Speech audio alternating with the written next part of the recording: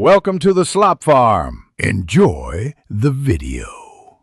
You'll start by confirming power mode because brightness behavior changes when plugged in versus on battery.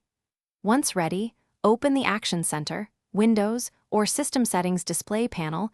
This is faster than hunting through menus. You want to find the brightness slider and the advanced display adapter properties.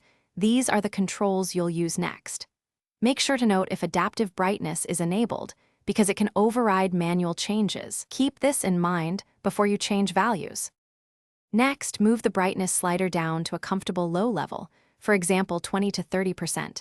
This immediately reduces backlight intensity. Then disable adaptive or automatic brightness so the system won't fight your choice. Go into Power Options or Display Settings and turn off ambient light sensor features. Once done, open your GPU or display driver control panel, Intel, NVIDIA, for finer backlight or gamma adjustments. These can lower perceived brightness without losing content. To finish, save the current power plan so brightness stays put across reboots and test for consistent behavior both on battery and plugged in. If the screen still feels too bright, reduce contrast or enable night light/blue light filters to reduce glare without making text unreadable. If adjustments don't apply, update your display drivers or open the manufacturer display utility. Sometimes OEM apps control brightness. If all else fails, restart and recheck settings.